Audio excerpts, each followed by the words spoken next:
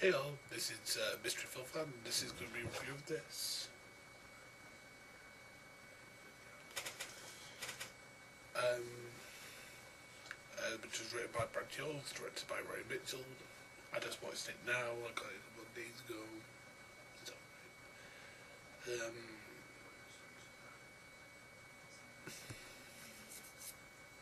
What did I think?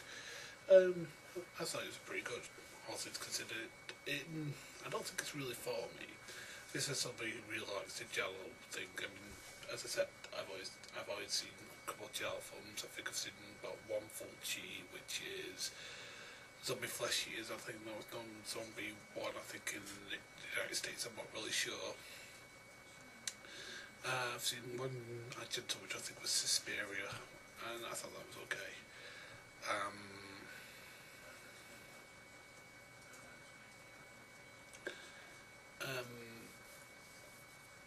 I really liked it because, most of the people I know, they're either people who are affiliated with his website, either people who appeared in his videos, or they're people who are affiliated with people like Spoonie, people like the guy who's Malachite in the third year anniversary, the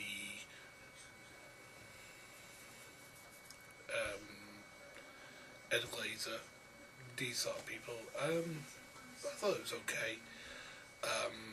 Now the plot, let's go a little bit of the plot. I don't really want to spoil it for you, but Brad Jones is basically trying to make a film. His character is trying to make a film, which is sort of like an blaxploitation sort of deal, where it's like, what he called, I don't want to say what it's called because that sounds quite funny. So to get this film made, he infiltrates this film council, in which he plays a character, which I'm not going to spoil for you, but it's based on a film director he really likes. If you've ever seen Robo War, you'll know what it is. But he sort of like falls into this idea of the films. These people like being John Malkovich, this sort of thing. And I don't know whether he talks about a lot of films which I quite like. He talks about zombie flesh. He doesn't talk about zombie flesh eaters, but he does talk about Blue Velvet. He does talk about being John Malkovich, which the Thin Red Line. A lot of films that I like.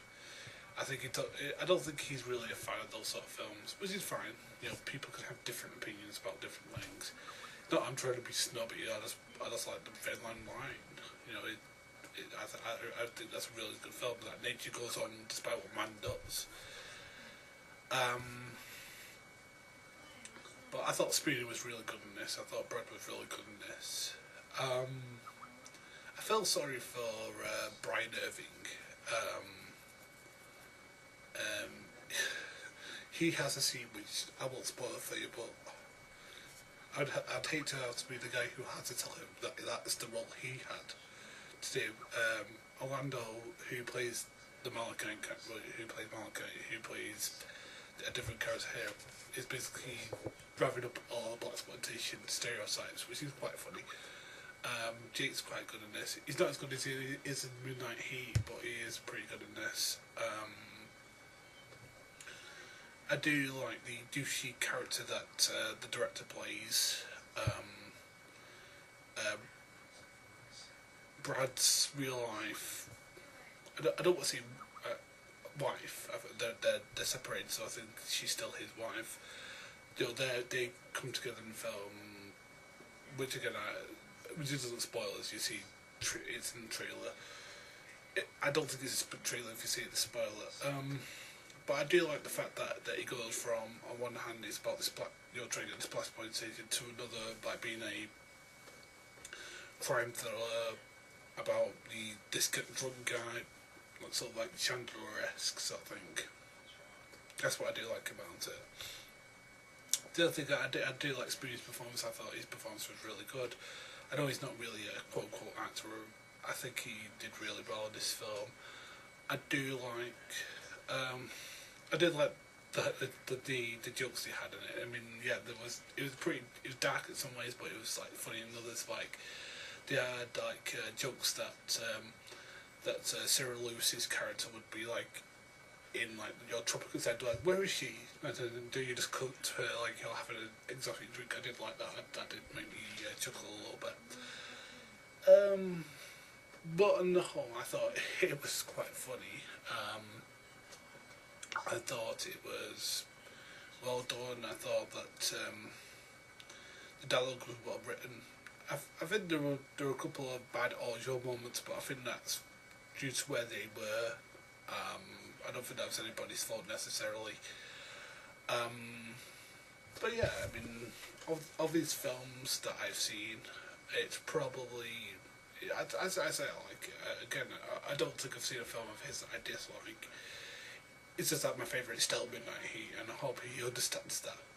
Because Midnight Heat is like the film that if it was a film that I'd probably pay to watch. The others wouldn't be my taste. Let's put it that way. There wouldn't be like films that I grew up watching. Like for example, I grew up watching watching Heat, you're watching crime thrillers, watching like stuff like